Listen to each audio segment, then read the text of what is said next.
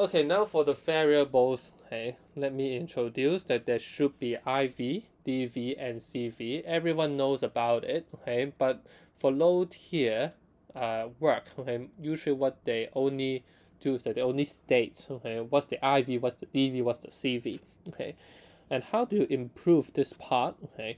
The first part is that you want to justify the range and the interval of the independent variable. Okay, why do you choose this range? Why is the interval like this? You should have your reason. Okay, uh, then moving on is the dv. Okay, usually for the dv, me as a teacher, I would look together with the methodology part, which we will talk about in the next video. Okay, uh, basically you want to show uh, the marker. Okay, uh, how how does the methodology serve, okay, finding the dv, okay, and then moving on to the control variable part, okay. Remember, you should also provide justification on why you should control that variable, and also how are you going to actively control that variable. Okay, so let's dive deeper, okay, into what it means to be good and what does it mean to be bad. Okay, we've mentioned a bad work. Okay, is that you only state out or list out what the IV and DV is. You only list out what the CV is. Okay, not good. Okay, so you need to justify the range and independent variable and an interval of the independent variable. Okay, uh, so when you try to justify it, okay, you can actually justify it through secondary literature support, or maybe you can uh, just simply justify with a pilot study as well. That means your primary source. Okay. Secondary literature support includes, for example, let's say, okay, you are investigating how the pH of water actually uh, the affects the concentration of dissolved oxygen. Let's say it's this one. Okay, and so secondary literature support might include, for example, you're actually investigating about the ocean acidification. Okay, so your range, okay, you justify as the pH range should be lower than 7. And in this case, it's justifiable because you are actually investigating about ocean acidification. Okay, and you're not very interested, at least in this specific RQ. Okay, you're not interested in the pH that is greater than 7, for example. Okay, so this is what we call secondary literature support. Okay, uh, but at the same time, okay, uh, for primary support, so when do you need to use pilot study to uh, justify the range and interval? Is uh, it could be simply because you can't find any research support. Okay, but also at the same time, it's like for chemistry, when you are looking at a secondary literature paper and you are looking for, okay, these are the conditions that on how that scientist is doing this investigation, you want to replicate that, but you find out that the results are different, or maybe for some result you can actually collect the data as well. Okay, but in this case, the pilot study actually serve this purpose for you to try out whether uh, the interval or whether the range is sufficient enough for you to find the data or to collect the data. Okay, so actually pilot study is very important. Okay, now sometimes the data that you have to collect may not exactly be the dependent variable. Okay, for example, uh, using the research question about how uh, Mg and HCl, that reaction. Okay, when you are collecting the raw data, you are actually not collecting the rate constant, right? But you're actually collecting the 10 cm³ per time. Okay? And so in this case, in the dependent variable part, okay, you want to explain how that relates to the rate constant. Okay. Well, of course, maybe in the theoretical framework, that means the design part, you already mentioned it before. Okay, if you already mentioned it before already, then you just simply write down, oh, it's aforementioned in page something, or maybe in part something something. Okay, let the marker know that you already aforementioned. Okay. Now this is about the control variable part. Okay, a bad control variable part is when you're simply listing out the control variable. You do not write down how you actively monitor. Oh, I want to talk about this one. Okay, so let's say you want to say that you want to control temperature. Okay, but you just simply say, oh, it's aircon or it's room temperature. Okay, in this case, this is not a very good way to actively monitor the control variable. Aircon is not a good way. What we mean by control variable, or you want to, what does it mean by actively control? Is that you want to let the marker know that you actually been actively, that you have ways, okay, allowing you to know that it's actually control. And aircon is actually not a good way. The reason is because there are too many variables that can affect whether, for example, how close you're doing the investigation from the aircon.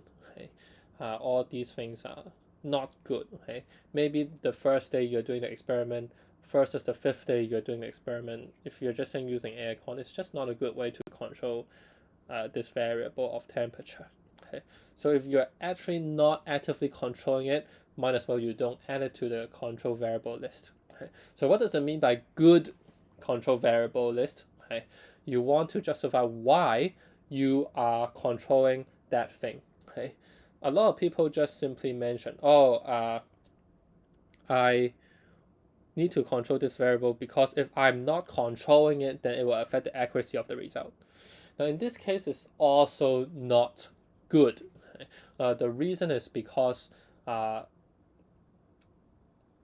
everyone knows that if you're not controlling it, it should affect the result, right? But what does it mean by a good one? Okay, so let's say, okay, you are doing how temperature affects the rate constant. Let's say, is this research question again? So you want to control the concentration of HCl.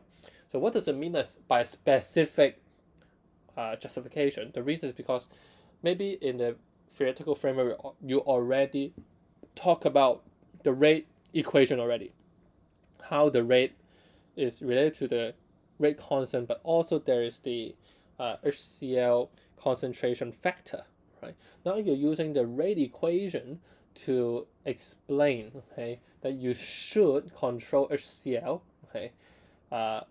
In this case, it's more specific, right? And so, of course, this is one of the way on why you should be doing it, okay? Like why you should control that, okay? And then moving on to how, okay? Now, if you're talking about how, okay, it would be great that you really show active monitor. Okay, for example, for temperature, maybe it's water bath. Okay, plus a thermometer. Okay, that means you're really closely monitoring the temperature of the solution, for example. Okay, in this case, this is what we mean by actively controlling, okay, that variable. Okay.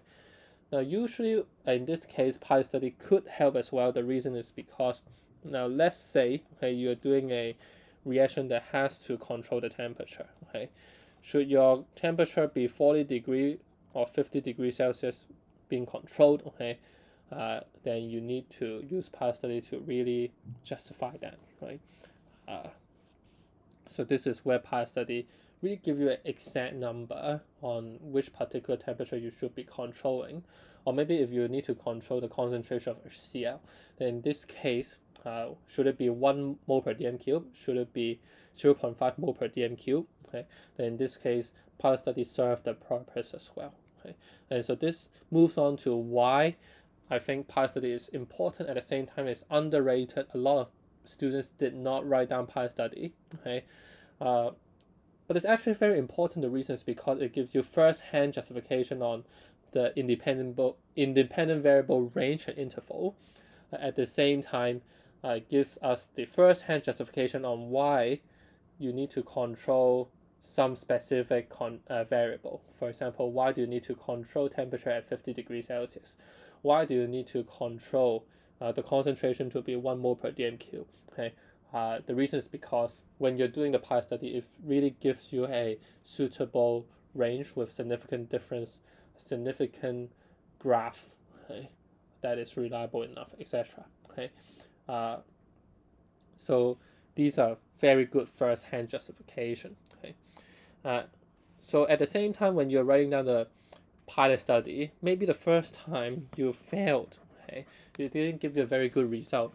Actually, this is not a bad thing. Okay, you can actually write that down and to evaluate, to show that you actually improve on the methodology. Okay, now why is it important to note this down as well? The reason is because you're actually showing the marker you have actually considered some very important things about your methodology. You're actually trying to improve your methodology so that the data that you collected is as reliable as possible.